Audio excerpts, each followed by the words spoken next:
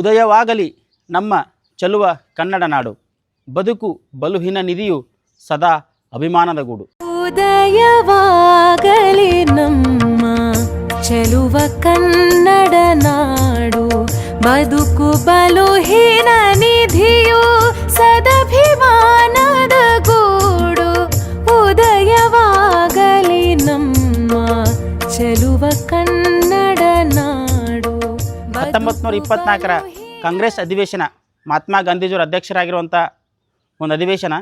ಈ ಅಧಿವೇಶನದೊಳಗೆ 11 ವರ್ಷದ ಒಬ್ಬ ಬಾಲಕಿ, ನಮ್ಮ ಕರ್ನಾಟಕ ಹೆಮ್ಮೆಯ ಗಂಗೂಬಾಯಿ ಹಾನಗಲ್ ಅವರು ಈ ಹಾಡನ್ನು ಹಾಡಿದಾಗ ಆ ಸಭೆಯಲ್ಲಿ ಸೇರಿದಂಥ ಎಲ್ಲರೂ ಇದಕ್ಕೆ ತಲೆದೂಗಿದ್ರು. ಈ ಹಾಡನ್ನು ಬರೆದವರೇ ನಾಡ ಕವಿ ಅಂತ ಪ್ರಖ್ಯಾತಿ ಪಡೆದಿರುವ ನಮ್ಮೂರಿನ ಹೆಮ್ಮೆಯ ಹುಯಿಲ್ಗೋಳ್ ನಾರಾಯಣರಾವ್ ಅವರು. ಹುಯಿಲ್ಗೋಳ್ ನಾರಾಯಣರಾವ್ ಅವರು 4 ಅಕ್ಟೋಬರ್ 1884ರಾಗ ನಮ್ಮೂರಾಗ ಜನಿಸಿದರು. ಅವರ ತಂದೆ ಕೃಷ್ಣರಾಯರು, ತಾಯಿ ಬೆಹನಕ್ಕ ಅವರು. ಇವರ ಪ್ರಾಥಮಿಕ ಶಿಕ್ಷಣ ಗದಗ, ಗೋಕಾಕ್ ಮತ್ತು ಧಾರವಾಡದಾಗ ಮುಗೀತು. 1902ರಾಗ ಧಾರವಾಡದಾಗ ಇವರು ತಮ್ಮ ಮೆಟ್ರಿಕ್ಯುಲೇಷನನ್ನು ಪಾಸ್ ಮಾಡ್ಕೊತಾರೆ. ಅಲ್ಲಿಂದ ಪುಣೆಗೆ ಹೋಗಿ ಫರ್ಗೂಸನ್ ವಿಶ್ವವಿದ್ಯಾಲಯದಿಂದ BA ಪದವಿ ಪಡಿತಾರೆ. BAಯಲ್ಲಿ ಅವರು ಪ್ರಮುಖವಾಗಿ ಸಂಸ್ಕೃತ ಮತ್ತು ಇಂಗ್ಲೀಷನ್ನು ಮುಗಿಸ್ಕೊತಾರೆ. ಪುಣೆಯಿಂದ ಧಾರವಾಡಕ್ಕೆ ಬಂದು 1907ರಿಂದ ಸ್ವಲ್ಪ ದಿನ ವಿಕ್ಟೋರಿಯಾ ಹೈಸ್ಕೂಲ್ ಒಳಗೆ ಶಿಕ್ಷಕರಾಗಿ ಕೆಲಸ ಮಾಡ್ತಾರೆ. ಇವರು ವಿದ್ಯಾರ್ಥಿ ಬಳಗದೊಳಗೆ ತುಂಬ ಅತಿರಥ ಮಹಾರಥರದಾರ. ಅಂಥ ಒಬ್ಬ ಮಹಾರಥಿ, ಜ್ಞಾನಪೀಠ ಪ್ರಶಸ್ತಿ ಪಡೆದಿರುವಂಥ ನಮ್ಮ ವರಕವಿ ದ.ರಾ. ಬೇಂದ್ರೆಯವರು ಕೂಡ ಒಬ್ಬರು. ತುಂಬ ಹೆಮ್ಮೆ ವಿಷಯ ಇದು. ಇವರು ಪುಣೆಯಲ್ಲಿದ್ದಾಗ ಅಲ್ಲಿರೋ ಒಡನಾಟದಿಂದ ಅವರು ಕರ್ನಾಟಕದ ಬಗ್ಗೆ ತುಂಬ ಒಂದು ಅಭಿಮಾನ ಅವರಲ್ಲಿ ಉಕ್ಕಿ ಬರ್ತಾಯಿತ್ತು. ಸಣ್ಣವರಿದ್ದಾಗ ಅವರ ಚಿಕ್ಕಮ್ಮನವರು ಕುಮಾರವ್ಯಾಸ ಭಾರತವನ್ನು ಭಾಳ ಚೆಂದ ಹಾಡ್ತಿದ್ರಂತ. ಅದರಿಂದನೂ ತುಂಬ ಪ್ರೇರೇಪಣೆಗೊಂಡ್ರು ಇವರು. ಈ ಬರಿಬೇಕು, ಹಾಡಬೇಕು, ಏನಾದರೂ ರಚಿಸಬೇಕಂತ ಅವಾಗಿಂದ ಅವ್ರಿಗೊಂದು ಸ್ಫೂರ್ತಿ ಬಂದಿತ್ತು. ಅನಂತರ ಅವರು 1908ರೊಳಗೆ ಪ್ರಪ್ರಥಮ ಕವನವನ್ನು ರಚಿಸ್ತಾರೆ. ಅದೇನಂದ್ರೆ ಕನ್ನಡಮ್ಮನ ಸ್ಥಿತಿ. ಅಂದ್ರೆ ಕನ್ನಡದ ಬಗ್ಗೆ ಅವಾಗ ಅವ್ರಿಗೆ ಅಷ್ಟು ಕನ್ಸರ್ನ್ ಇತ್ತು. ಆ ಕನ್ನಡಮ್ಮನ ಸ್ಥಿತಿ ಅನ್ನುವಂಥ ಒಂದು ಕವನವನ್ನು ರಚಿಸ್ತಾರೆ 1908ರಾಗ ಇವರು. ಆ್ಯಂಡ್ ಅಲ್ಲಿಂದ ಇವರು ಒಂದಿಷ್ಟು ದಿನ ಆನಂತರ LLB ಕಲಿಯೋಕೆ ಬಾಂಬೆಗೆ ಹೋಗ್ತಾರೆ. ಬಾಂಬೆ ವಿಶ್ವವಿದ್ಯಾಲಯದಿಂದ LLB ಪಡ್ಕೊಂಡು 1911 ಗದಗಿಗೆ ಬಂದು ತಮ್ಮ ವಕೀಲ ವೃತ್ತಿಯನ್ನು ಪ್ರಾರಂಭಿಸ್ತಾರೆ. ಅಲ್ಲಿಂದ ಇವರೊಬ್ಬರು ಕವನಗಳ ಜೊತೆಗೆ ನಾಟಕಕಾರರು, ಕಾದಂಬರಿಕಾರರಾಗಿ ಹೊರಹೊಮ್ತಾರೆ. ಇವರ ಎಷ್ಟೋ ಪ್ರಾರಂಭದ ಕವನಗಳು ಜೈ ಕರ್ನಾಟಕ, ಪ್ರಭಾತ, ಧನಂಜಯ ಅನ್ನುವಂಥ ಪತ್ರಿಕೆ ಒಳಗೆ ಪ್ರಕಟವಾಗಿರೋ ಉಲ್ಲೇಖಗಳು ಸಿಗ್ತವೆ. ಇವ್ರದ್ದು ಒಂದು ಕಾದಂಬರಿನೂ ಬರ್ದಾರ. ಅದು ಏನಂತಂದ್ರೆ ಒಂದು ಮೂಡಲ ಹರಿಯಿತು ಅನ್ನುವಂಥ ಒಂದು ಕಾದಂಬರಿ. ಅನಂತರ ಇವರು ನಾಟಕಗಳ ವಿಷಯಕ್ಕೆ ಬಂದರೆ ಇವರು ಒಂದು 14-15 ನಾಟಕಗಳನ್ನು ಬರ್ದಾರ. ಅದರಲ್ಲಿ ಪ್ರಕಟಗೊಂಡಿರೋ ಭಾಳ ಕಡಿಮೆ ಅಂತ ಹೇಳ್ಬೋದು. ಆ ನಾಟಕಗಳ ಲಿಸ್ಟ್ ತುಂಬ ದೊಡ್ಡದೈತಿ. ವಜ್ರಮುಕುಟ, ಕನಕ ವಿಲಾಸ, ಮೋಹನ ಲಹರಿ, ಪ್ರೇಮ ವಿಜಯ, ಸಂಗೀತ ಕುಮಾರ ರಾಮಚರಿತೆ, ವಿದ್ಯಾರಣ್ಯ, ಸ್ತ್ರೀಧರ್ಮ ರಹಸ್ಯ, ಶಿಕ್ಷಣ ಸಂಭ್ರಮ, ಪತಿತೋದ್ಧಾರಕ. ವಜ್ರಮುಕುಟ ಅನ್ನೋದು ಇವ್ರದ್ದು ಪ್ರಥಮ ನಾಟಕ ಅಂತ ತಿಳಿದು ಬಂದೈತಿ. ಇದಕ್ಕೆ ಗದಗಿನ ಅವಾಗಿನ ಯಂಗ್ ಮೆನ್ಸ್ ಫುಟ್ಬಾಲ್ ಕ್ಲಬ್ದವರು ರಂಗರೂಪ ನೀಡಿದರು. ಆ ರಂಗರೂಪ ಎಷ್ಟು ಚಂದ ಮೂಡಿ ಬರಕತ್ತಂದ್ರೆ ಇನ್ನಷ್ಟು ನಾಟಕ ಬರೋಕ್ಕೆ ಸ್ಫೂರ್ತಿಗೊಂಡ್ರು ಇವರು. ಆ ನಾಟಕಗಳನ್ನು ನಮ್ಮ ಗದಗ ಅಲ್ಲದೆ ಬಾಗಲಕೋಟೆ, ಗೋಕಾಕ್, ಬಿಜಾಪುರ ಮತ್ತು ಬೆಳಗಾವಿಯಲ್ಲಿ ಕೂಡ ಇವರು ರಂಗದ ಮೇಲೆ ತರ್ತಿದ್ರು. ಇದಕ್ಕೆ ಇವ್ರಿಗೆ ಪ್ರೋತ್ಸಾಹ ಕೊಡೋಕೆ ಶಾಂತ ಕವಿ ಅಂತ ಒಬ್ಬ ನಾಟಕಕಾರರು ಕೂಡ ಇವರಿಗೆ ಮುಂದೆ ಬಂದರು. ಅವಾಗ ಇನ್ನಷ್ಟು ಇವ್ರಿಗೆ ಉತ್ತೇಜನಗೊಂಡರು.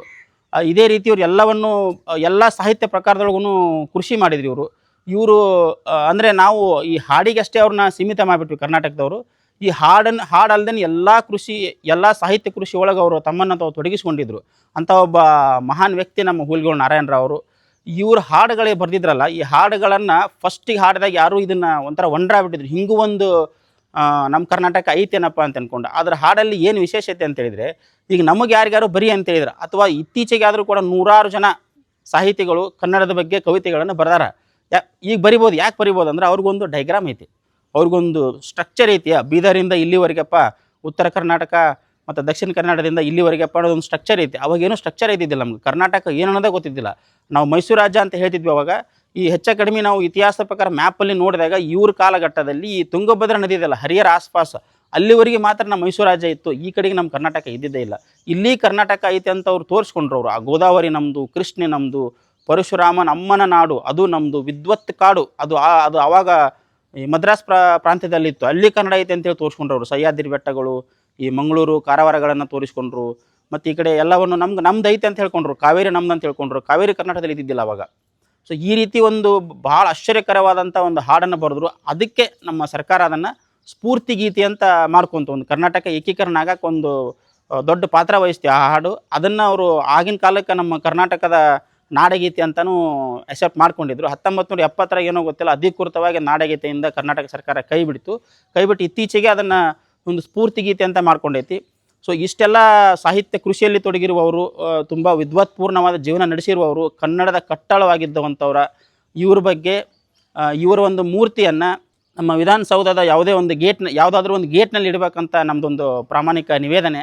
ಅದ್ರ ಜೊತೆಗೆ ಇಷ್ಟು ನಾಟಕಗಳನ್ನು ಬರೆದಾರಲ್ಲ, ಈ ನಮ್ಮ ಪುಸ್ತಕ ಪರಿಷ್ಕರಣೆ ಆಗುತ್ತೆ ಆವಾಗ ವಿದ್ಯಾರ್ಥಿಗಳಿಗೆ PUC ಮಟ್ಟದಲ್ಲಿ ಒಂದು ಇವ್ರ ನಾಟಕವನ್ನು ಪ್ರಕಟಗೊಳಿಸ್ಬೇಕಂತ ಮತ್ತೊಂದು ನಿವೇದನೆ. ಅದರ ಜೊತೆಗೆ ಇವ್ರ ಹೆಸರಿನ ಈಗ ಕಲಾವಿದರಿಗೆ, ಆ್ಯಕ್ಟರ್ಗಳಿಗೆ ಒಂದೊಂದು ಆ ಕ್ಷೇತ್ರದಲ್ಲಿ ಅಮೂಲ್ಯ ಒಂದು ಸಾಧನೆ ಸಲ್ಲಿಸಿದ ಅವ್ರ ಹೆಸರಿನ ಒಂದು ಅವಾರ್ಡ್ ಕೊಡ್ತಾರೆ. ಇದನ್ನು ನಾಟಕ ಬರಹಗಾರರಿಗೆ ಇವ್ರ ಹೆಸರಿನ ಒಂದು ಅವಾರ್ಡ್ ಒಂದು ಪ್ರಾರಂಭಿಸ್ಬೇಕಂತೇಳಿ ಕರ್ನಾಟಕ ಸರ್ಕಾರಕ್ಕೆ ನಾನು ನಿವೇದನೆ ಮಾಡ್ಕೋತೀನಿ. ಇವ್ರು ಇಷ್ಟೆಲ್ಲ ಅಲ್ಲದೆ ನಾನು ನೂರಾರು ಕವನಗಳನ್ನು ಬರೀತಿದ್ರು. ಕವನಗಳನ್ನು ಬರೆದು ತಮ್ಮದೇ ಆದಂಥ ಒಂದು ದೊಡ್ಡ ಅಭಿಮಾನಿ ಬಳಗವನ್ನು ಸೃಷ್ಟಿಸ್ಕೊಂಡ್ರು.